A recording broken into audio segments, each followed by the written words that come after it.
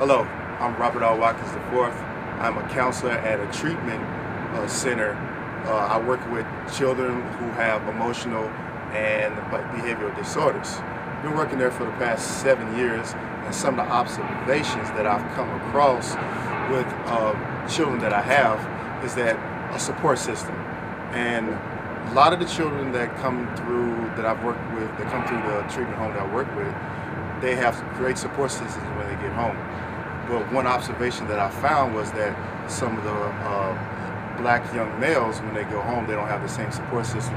So they get in the same type of circles, same negative circles, same negative problems, and basically we're just housing them until they get back and they go back to their environment, and the environment is a very dysfunctional environment. So I had an email that was sent to me from my brother.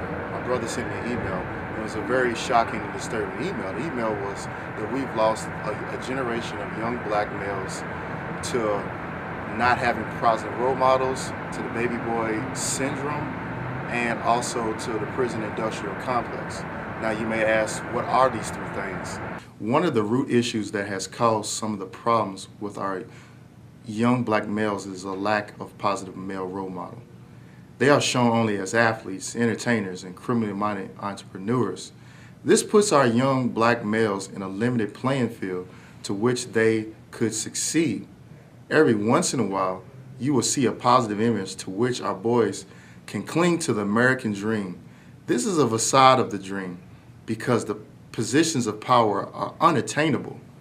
Another issue affecting the young black male has to do with baby boy syndrome, is where a single mother is left to develop and raise a man-child without the proper father figure, male figure in their life. As the old saying goes, it takes a village to raise a child. Without that village, the child doesn't get the proper development. So in my life, I've always had the father figure, the uncle, the positive role model in my life, and I always wanted to, it's my turn to kind of give back. Dr. Frances Cress Welsing's theory about the black man in America, she says that because of the system of racism, the black man feels to be made to think of himself as a baby, not yet fully formed human being who has not realized his full potential. To support her claim, she offers the following. First, what does a black man call his woman? Mama. Second, what does a black man call his closest acquaintances? His boys. And finally, what does a black man call his place of residence? The crib.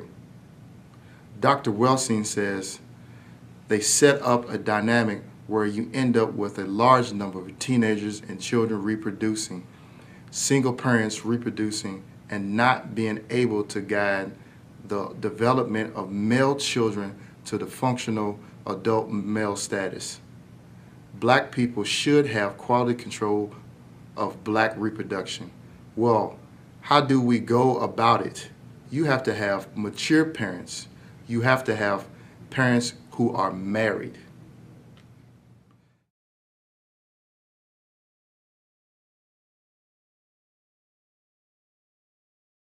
The prison industrial complex marks the third major issue affecting the young black male in America. There is no other negative image of the black man in America more powerful than the iconic chain gang.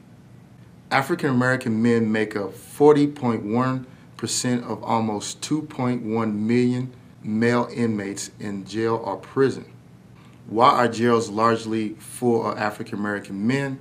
And why do a large percentage of these men return to prison? They return because they want to return. You're probably thinking, who would want to return to jail? A man with no self-confidence, a man whose self-esteem has been broken and shaped to a dysfunctional reality where prison becomes their new crib. The black man feels safe largely because he's been institutionalized his whole life. I would describe this social, psychoeconomic phenomenon as institutionalized slavery, where essentially the black man is set up for failure. If funded, I will make a short film which touches on lack of male role models, prison industrial complex, and baby boy syndrome. With the short film, I would like to seek bigger funding to make a feature film. In that feature film, I will fully explore the history, conflict, and possible solutions for young black males in the future. Thank you for your time. I hope you will consider funding my feature film.